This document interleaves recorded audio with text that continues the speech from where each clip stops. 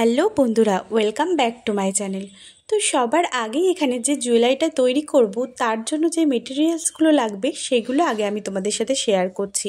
তো এখানে আমি নিলাম একটা ব্ল্যাক কালারের ডলি সুতো এবং ইয়াররিংসে ব্যবহারের জন্য একটা হুক এবং একটা ফেব্রিক আঠা এবং কিছু ব্লু আর হোয়াইট কালারের কটন বল, কিছু কড়ি এবং একটা ব্লু কালারের কাপড়, আর তার সাথে মাউন্ট বোর্ডের যে শেপগুলো আমি জুয়েলারিতে ব্যবহার করব সেগুলো কেটে নিয়েছি। একটা হোয়াইট কালারের ফেব্রিক এবং একটা সিলভারের ছোট ফ্লাওয়ার চার্মস আর কিছু ঝুমঝুমি, এছাড়া কিছু জাম্প রিংস আর যেগুলো লাগবে।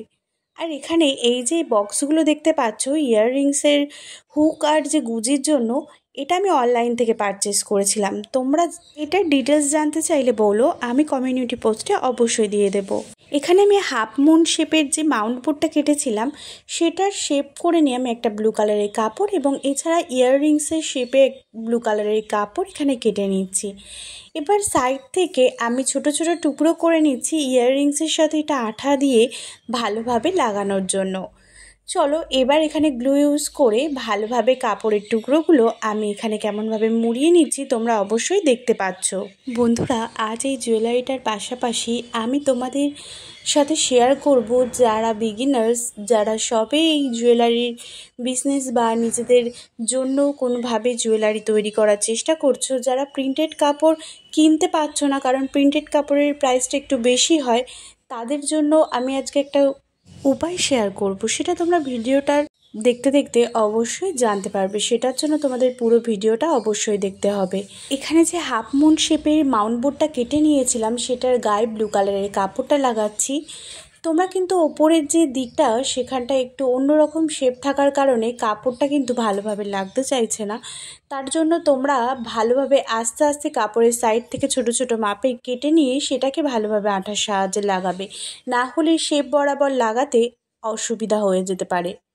দেখো এখানে এবার আমার চোকারের জন্য কাপড়টা লাগানো কমপ্লিট। ইয়াররিংস এবং চোকারের জন্য কাপড়টা লাগিয়ে নেবার পরে এখানে আমি নিলাম একটা হোয়াইট কালারের ফেব্রিক এবং একটা হালকা স্কাই কালারের ফেব্রিক। এবার হোয়াইট কালারের ফেব্রিক দিয়ে আমি এখানে কিছু রাউন্ড শেপ ডিজাইন দিচ্ছি। যেহেতু প্রিন্টেড কাপড় এখানে আমি ইউজ করছি না, সেই জন্য প্রিন্টেড কাপড় ছাড়া আমি নর্মাল কাপড়ে কিভাবে প্রিন্ট ডিজাইন নিয়ে আসতে পারি সেটাই তোমাদের সাথে দেখাচ্ছি। দেখো ইয়াররিংসের উপরেও আমি সেমভাবে করে নিচ্ছি এবং কিছু কিছু জায়গায় আমি একটু কালার দিয়ে হাত দিয়ে সেখানটায় মিশিয়ে নিচ্ছি যাতে কালারটা অন্যরকম একটা ডিজাইন দেয়। তো তোমরাও এই জিনিসটা করতে পারো কোনো কোনো জুয়েলারিতে। এবার এখানে একটা লাইট স্কাই কালার এবং তার সাথে একটা ডিপ ব্লু কালার নিয়ে নিয়েছি, সেই দুটোকে ভালোভাবে মিক্স করে একটা অন্যরকম কালার নিয়ে এসে সেটাকেও আমি এই ডিজাইনের মধ্যে ব্যবহার করছি। তোমরা ভালোভাবে দেখতে পাচ্ছ এখানে। আর তোমরা যদি অবশ্যই চাও আমি অন্যরকম ডিজাইনও করে দেখাই এমনভাবে প্রিন্টেড কাপড় তৈরি করে, তোমরা অবশ্যই কমেন্টে জানিও, আমি সেটার জন্য আলাদা একটা ভিডিও নিয়ে আসব। তো এখানে আমার প্রিন্ট ডিজাইনটা প্রায় কমপ্লিট হয়ে এসছে। দেখো আমি কেমনভাবে প্রিন্ট ডিজাইনটা করলাম তোমরা অবশ্যই বুঝতে পেরেছো। এবার এখানে আমি একটা জুটের দড়ি ব্যবহার করছি, সেটাকে আঠার সাহায্যে আমি চোকারে লাগিয়ে নেব।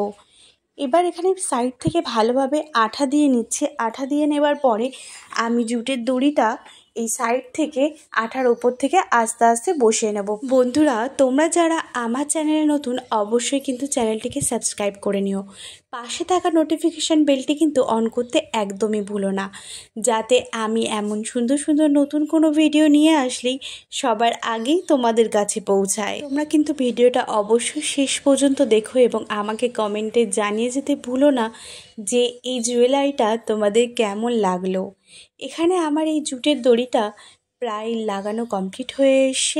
আর বন্ধুরা, তোমরা যারা আমার থেকে অন্যরকম কোনো ভিডিও যদি দেখতে যাও সেটার জন্য অবশ্যই আমাকে কমেন্ট করে জানিও। এবার এখানে আমি ইয়াররিংসে একই রকমভাবে জুটের দড়িটা ব্যবহার করব। তো মাঝখান দিক থেকে আমি আঠা দিয়ে নিলাম এবং জুটের দড়িটা ছোট ছোট অংশে 6টি মাপে কেটে নিয়েছি। সেইগুলো একটি একটি করে আমি আঠার সাহায্যে ইয়াররিংসের উপরে ভালোভাবে লাগিয়ে নিচ্ছি। সঠিক মাপ দেওয়ার জন্য এখানে আমি কাঁচি দিয়ে সাইডের এক্সট্রা অংশগুলোকে কেটে নিচ্ছি।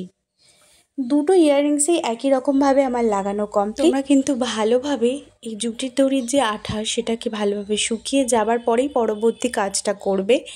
এবার এখানে আমি নিয়ে নেব কিছু জাম্প রিং এবং কিছু কড়ি। ইয়াররিংসটা কমপ্লিট করার আগে আমি চোকারের উপর দিকে যে ছোট ফ্লাওয়ার শেপের চামচটা নিয়েছিলাম সেটা আঠার সাহায্যে লাগিয়ে নিচ্ছি এবং 3টে কড়ি নেব। সেই 3টে কড়িকে চামচের নিচের দিক থেকে আমি আঠার সাহায্যে আস্তে আস্তে এখানে বসিয়ে নেব। ভালোভাবে শেপ দিয়ে এটাকে আমি ড্রাই হওয়ার জন্য ছেড়ে দেব। এবার এখানে আমি যে ইয়াররিংসটা তৈরি করেছিলাম সেটার জন্য কিছু জাম্প রিং এবং দুটো কড়ি ব্যবহার করছি। জাম্প রিংটা ভালোভাবে তলার দিক থেকে আমি ছিদ্র করে লাগিয়ে নিচ্ছি এবং তার তলায় কড়িটাকেও ভালোভাবে আটকে নিচ্ছি জাম্প রিংয়ের সাহায্যে। একই রকমভাবে আমি আরেকটি ইয়াররিংসেও করে নেব। এবার এখানে আমার দুটো ইয়াররিংস কমপ্লিট করার জন্য আমি কিছু ছোট টুকরো কাপড় কেটে নিয়েছি ব্লু কালারের, আর তার সাথে নিয়েছি ইয়াররিংস হুক। এই ইয়াররিংসের পিছন দিকটায় আমি ভালোভাবে আঠা লাগিয়ে যে ছোটো দুটো চৌকো শেপের কাপড় কেটেছিলাম সেটার মধ্যে দিয়ে ইয়াররিংস হুকটা লাগিয়ে নিয়ে পিছন দিকে ভালোভাবে আঠার সাহায্যে দুটি ইয়াররিংসেই একই রকমভাবে আমি হুকটা অ্যাডজাস্ট করে নেব। এইভাবেই আমার দুটো ইয়াররিংস এখানে প্রায় কমপ্লিট হয়ে এসছে। দুটো ইয়াররিংস ভালোভাবে কমপ্লিট করে নেবার পরে আমি এখানে চলে যাব চোকারের দিকে। চোকারে যে অংশটা আমি লাগিয়ে রেখেছিলাম চামচ, সেই অংশটা ড্রাই হয়ে যাবার পরে আমি এখানে একটা ব্ল্যাক কালারের টার্সেল তৈরি করে নিয়েছি, আর তার সাথে ব্যবহার করছি কিছু কটন বল।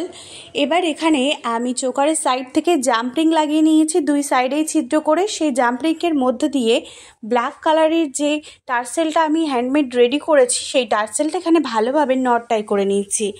আচ্ছা, তোমরা যদি এই টার্সেলের ডিটেলিং ভিডিও দেখতে চাও তাহলে অবশ্যই কমেন্টে আমাকে জানিও, সেটার জন্য আমি টার্সেলটার ডিটেলিং ভিডিও তোমাদের সাথে অবশ্যই শেয়ার করব।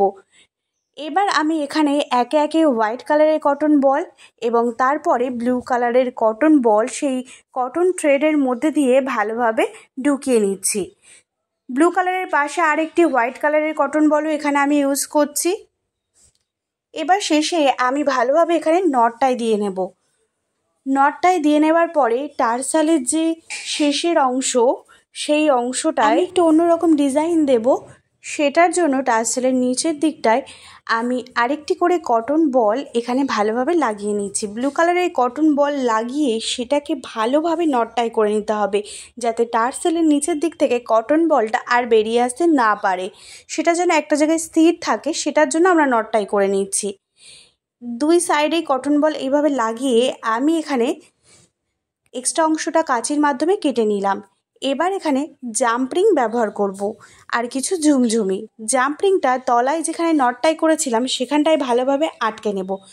আটকে নিয়ে তার মধ্য থেকে ঝুমঝুমিগুলো দিয়ে এর মাথাটা ভালোভাবে লাগিয়ে নেব। ব্যাস, এই টার্সেলের তলার দিকটা একটা অন্যরকম ডিজাইন চলে আসলো। যারা তলার টার্সেলের দিকটা নর্মাল চাও তারা কিন্তু অবশ্যই নর্মালও রাখতে পারো। এবার চোকারের পিছনের যে অংশটা সেই অংশটায় আমি ভালোভাবে আঠার সাহায্যে একটা ব্লু কালারের কাপড় সেম শেপে কেটে নিয়েছি, সেটাকে আঠার সাহায্যে ভালোভাবে পিছন দিকটায় আমি লাগিয়ে নেব। তো এখানে তো প্রায় জুয়েলারিটা কমপ্লিট হয়ে এসছে। তোমরা কিন্তু দেরি করো না, চটপট কমেন্ট বক্সে কিন্তু জানিয়ে যাও আমাকে যে তোমাদের কেমন লাগলো ভিডিওটা। তো চলো, ব্যাস এটার ফুল ফাইনাল লুকটা তোমাদের সাথে শেয়ার করি। এখানে কিন্তু এই ইয়াররিংস আর চোকারের সাথে ম্যাচিং করা একটা ব্যাঙ্গেলসের সেটও আমি তৈরি করেছিলাম, সেটার ভিডিও শর্টসে তোমাদের সাথে শেয়ার করা আছে। তোমরা কিন্তু অবশ্যই চাইলে শর্টসে গিয়ে সেটা চেক আউট করে নিতে পারো। ব্যাস দেখো এখানে কি সুন্দর লাগছে পুরো সেটটা। তোমাদের কেমন লাগলো অবশ্যই কিন্তু আমাকে কমেন্টে জানিয়ে যেও। আর যারা চ্যানেলে নতুন তারা কিন্তু অবশ্যই চ্যানেলটিকে সাবস্ক্রাইব করে নিও। সাবস্ক্রাইব করে পাশে থাকা নোটিফিকেশান বেলটি অন করে নিতে একদম ভুলো না। সবাই সুস্থ থেকো, ভালো থেকো। আজকের ভিডিও এই পর্যন্ত। চলো।